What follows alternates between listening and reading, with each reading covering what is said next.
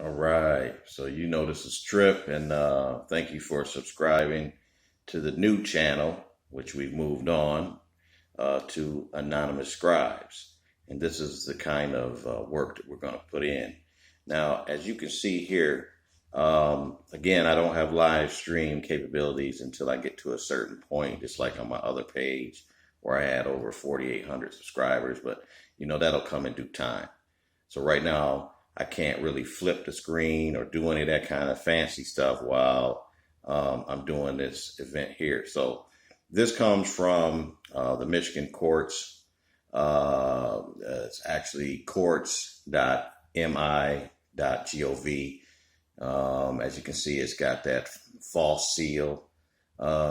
It's got the acting like that they're about justice, one court of justice, which we know. All right, this is, if you start drilling down, you'll see home, then you'll go to self-help, and then you'll hit complaints. Now, let's pay particular attention, family, to this here. Complaints against courts or their employees. Okay, so concerns or comments about the administration of a specific court or the conduct of a court employee should be made to the court administrator or chief judge of the court involved. In the alternative, or if you are dissatisfied with the outcome of a complaint made to the court, you may request the state administrator to investigate the trial court by submitting a request to investigate the Michigan trial court. All right. Now, this is a form here, quite naturally. I've already had this once on my drive. Boom. All right. So anyway, let's go back over here. So now, this is a request to investigate Michigan trial court. Now, this is what I would suggest that anyone do. This means you're establishing your paperwork. You are establishing your paperwork within their confines and their constructs. In other words, you're not just pulling something out of your hat, or you're not pulling something that is in order. This is in order, in line, and this is the way to smack that butt. All right. So one of the ways is to request to investigate the Michigan trial court. A request to investigate a court may be submitted to the state court administrator by completing this form and mailing it to the state court administrative office. Attention to the state court administrator, P.O. Now, this would be in the jurisdiction of Lansing, but you can find this in each and every one of your respective counties and cities, jurisdiction, state. P.O. Box 30048, Lansing, Michigan, 48909. So as you can see, first and last name, requesting investigation, mailing or email address for receiving a response to this request, telephone number. You always need to have your court number and name, the name of the relevant court staff. Very important. Always keep names of people that you know are doing wrong. For example, I get everything. I get people's names. I even have them written down on the back, each and every one that I need for future references. Okay. Business cards work very well. And here you would describe in detail your complaint, including the date or dates of particular incidents, name or names of individuals or individuals involved, your concern, and any other information that will help in the investigation of your complaint. If you need more space, attach separate sheets. You will then therefore date. You will then therefore have your signature of person investigating, requesting the investigation, which is you. And then you'll see that now here we have for official use only. Was this referred by the AG, legislator, or yourself, or an attorney representing you? Referred to regional office, the TCS, or other. All right, and then this will come back and they'll have a disposition. Normally, they will, pro-government. This is a pro-government entity. It's a quasi-government. It's kind of like government, but not really government. It doesn't have all the immunities and trickeries that the full court does, but it does have semi jurisdiction, semi immunity. Okay. Now, this will be dated, and of course, the signature blank. And always remember now at the bottom to remember this is SCAO 71. This form, and I noticed that a lot of these forms I pull up are about 3 years old. It must be a certain cycle, maybe a 4-year, 5-year deal, and then they have to redo them. So this is 115. One of the things that I always would like to do is when you get a form, and for example, it says that it was created on 115, maybe you want to take a look and see if this form is also outdated. In other words, even with the forms that you get, maybe people are people and they make mistakes just like anyone else. Sometimes they may give you an outdated form, and that will throw off the whole case. So always make sure that this is the latest and greatest form that's available, either receiving or coming or going out. Okay. Again, this is a request to investigate Michigan trial court, and it's under Michigan Court Regulation. As you can see in the bottom corner, Michigan Court Regulation 8.113. All right. Now, we will go back, and now we will look here, something a little bit more point specific on complaints against judges. Now, remember, I have said that they have a lot of immunity, but that's all right. Let's take a look. Complaints about the conduct of a judge of the state of Michigan are filed with the Judicial, remember this, with the Judicial Tenure Commission. Complaints regarding the conduct of federal judges must be filed with the U.S. Court of Appeals. The complaints cannot be about a judge's legal decision or an existing court order. A judge's decision can only be changed through the appeals process. So understand this. The complaint, if he hasn't made a decision or if you have an existing court order going out, it's not going to be, you're not going to get any recourse here. The only way that any kind of decision is going to be overturned is through the appeal process, and everyone knows that. And it can go all the way up to the Supreme Court. Some cases it could be superior courts. They kind of flip-flop. But anything other than that, you can submit your complaint to the Judicial Tenure Commission if it's a state of Michigan judge. So let's take a look here. Judicial tenure. Let's take a look.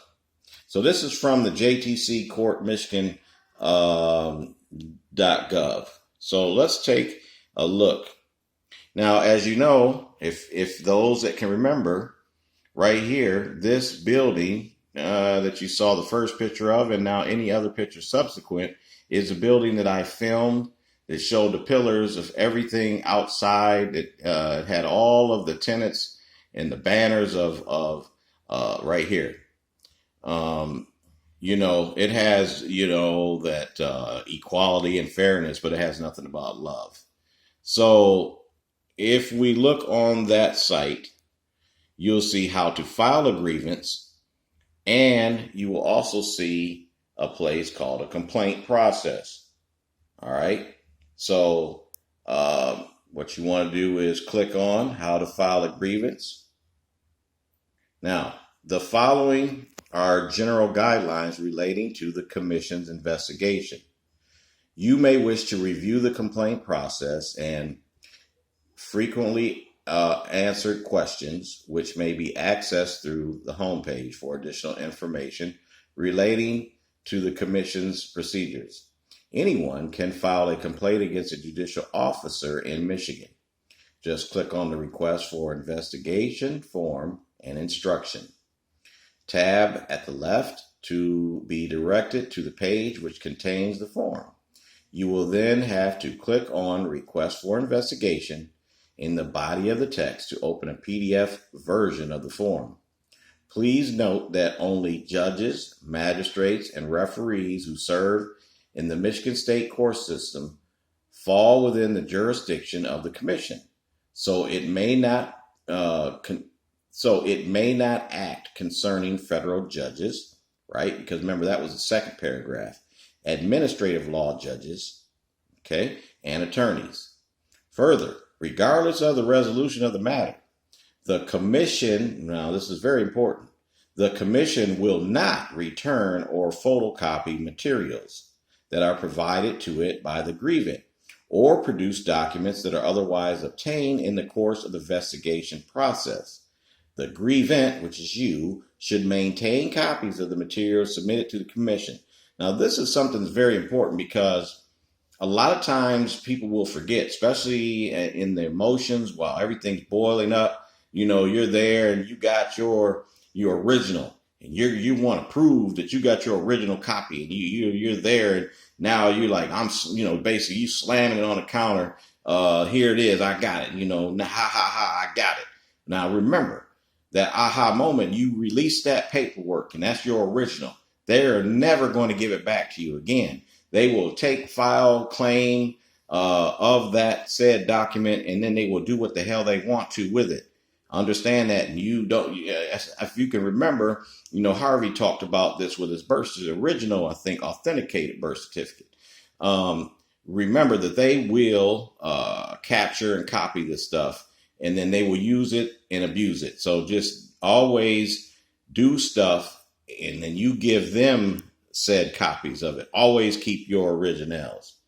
Now, the commission may institute an investigation at the request of the Chief Justice of the Michigan Supreme Court or the state court administrator. The commission may also consider complaints anonymously. If submitted in writing, including an explanation why the person is not disclosing his or her identity, it may open a file on its own if it learns of facts in other ways, such as news articles or information received in the course of an independent investigation. After a request for investigation is filed, the commission and its staff act expeditiously as possible, yet give every complaint careful attention. Now, this here is very misleading. Because notice when it says expeditiously, this is a load here. This is a loaded question. This is actually, you can smell the manure all on this page here, because they do not act expeditiously. They will act expeditiously if they know that they are going to get a return of money, of FD. If they get Federal Reserve notes, if they know that they're going to get money from you, they will act very expeditiously. Next day mail, you will have your summons to appear. You will have someone knocking at your door, and it will be expeditiously. If it's the other way around and you are now going to them and you are in their system and you are asking their system to work on something against their system, understand what you're doing. It's like someone that has a split personality. That's why the moral of this whole story is, why have a split personality when you can act for yourself? We don't need these courts. We don't need any of these sub courts. We don't need any of these quasi courts. We don't need any of these people sitting in these seats judging over us, because we can judge ourselves. We can do things ourselves. Again, this is the whole process of, this is the whole reason of why we're doing this information. We're doing it to understand and get yourself out of a situation now. But the whole kit and caboodle is that after you start to get to these points, you're starting to get your legal, your legal game up. And so after you get your legal game up and you're familiar with doing writs and you're familiar with the process, then you start to take over your own life. And then you take over these seats. All right. So let's just get that down. So after the commission's decision, you will be advised of the resolution in writing, but not details about the investigation or decision. based on the confidential nature of the commission's operation. For additional information on the commission procedures, including common, questions asked about the investigations, please refer to the complaint process, and the FAQs pages of the site, which may be accessed through the home page. Please be reminded that the commission is not a court, so it may not review legal or factual decisions of judges, and it may not intervene in cases. The commission does not have authority to direct judges to make any action in any case. Remember that at all times. Remember that at all times. So, and then you can go, we looked at how to file a grievance, and then you'll have the complaint process. You need to look at this information and and just go through in your state that you reside and follow, because everyone is, of course, not in Michigan, but you need to look at these pages and go to the particular tab that you need and do what you need to do. Now, so let's go back. All right. So now, if you remember here, complaints regarding the conduct of federal judges must be filed with the U.S. Court of Appeals. Now, that one, what you're going to do is, I'm not going to leave here because it's going to give me all this runaround, but it'll give you this here. You are now leaving the Michigan One Court of Justice website. The Michigan Supreme Court and Michigan Court of Appeals are not responsible for the content or the privacy practices employed by other sites. Please confirm you would like to leave. Well, at this point, I don't want to leave, but if you want to look further into the U.S. Court of Appeals, please feel free to. All right. The complaint cannot be about a judge, which I've already said. Now, complaints against attorneys. Now, to make a complaint about the conduct of an attorney, this one here is pretty self-explanatory. Contact the AG Commission by writing to 535 Griswold Street, Suite 1700, Detroit, Michigan, 48226, and it will give you, see a list of disciplined attorneys. If I was you, be advised to use your disciplined attorney that you feel is the one that's going to act on your behalf. All right, particular attention here is the complaints against a friend of the court. Michigan law provides several ways to express concerns about operations of the friend of the court. Grievances or comments cannot be used to complain about a judge's decision. Are you understanding that? Grievances or comments cannot be used to complain about a judge's decision. Always remember that. They are not there for you to, because you feel like, that they were racist against you, or that he was having a bad day. He or she was having a bad day, whatever. Any concerns that you have, they're not going to listen to that. So remember how you're going to go in there and how you're going to conduct, your conduct and how you're going to do this. You have to have strategy to go in there, family. And don't go in there with frivolous stuff. Don't go in there with your emotions. That is the last thing. You always have to check and balance yourself. When you go past any of these pillars, those pillars are a remembrance or a reminder to you to keep you balanced. Look at those pillars to understand that you should be in the middle pillar. You should be about balance. Don't be on the severe side. Don't be on the weak side. Be right down the middle and be as calm, cool, and collective as possible. All right. So now you'll see here you have a formal grievance procedure. The formal grievance procedure is for parties dissatisfied with the friend of the court's operation or employees. This is a very, very good one here. The grievance procedure requires a grievance to first be filed with the county friend of the court office. Okay, so they're put on notice first. The grievance can be prepared on a grievance form or in a letter that is clearly labeled a grievance to the friend of the court.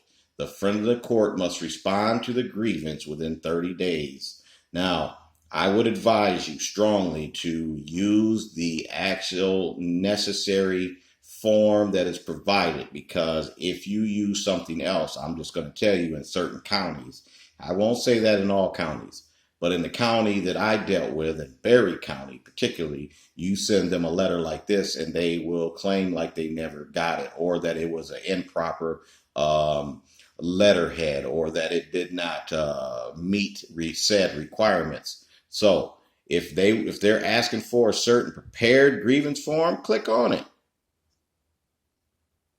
And here you go. And this is you'll notice the familiarity here. Get familiar with these.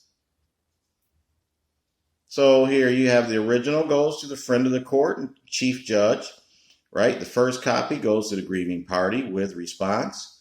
The second copy goes to the SCAO with response. And the third copy to the grieving party on filing. This is approved by the SCAO, Michigan, State of Michigan, Judicial Circuit Court, right? It's always Circuit Court with the friend of the court grievance. Either, you would check off the chief judge or the friend of the court. In my case, it's the friend of the court. This is a space for court use only, but we're still going to look at it. It's going to have the case number.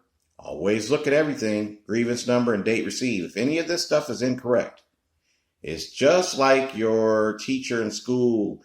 Sometimes they would deduct points off your grade, and you would think that you had a full straight up A, but you did not follow directions on how to put your name and your date and everything up there, right? So in case they put a wrong case number, grievance number is incorrect, maybe a wrong date, challenge that. That's what your lawyer is there for. Challenge, okay? They will also have a telephone number. Notice that will be you versus them. All right, so this time it's you versus them. You will understand that you versus them.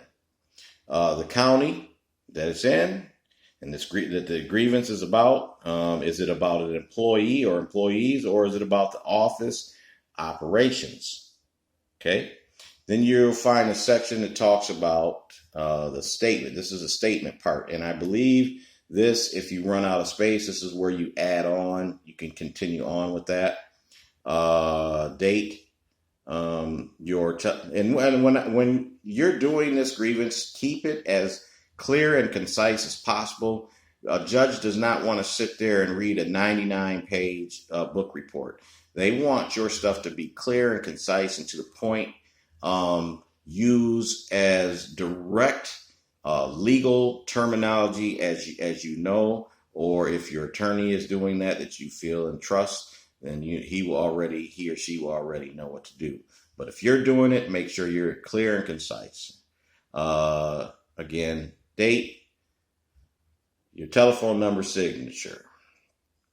See the other side of this form for the instruction. All right. Now this is friend of the court 1A 3-4.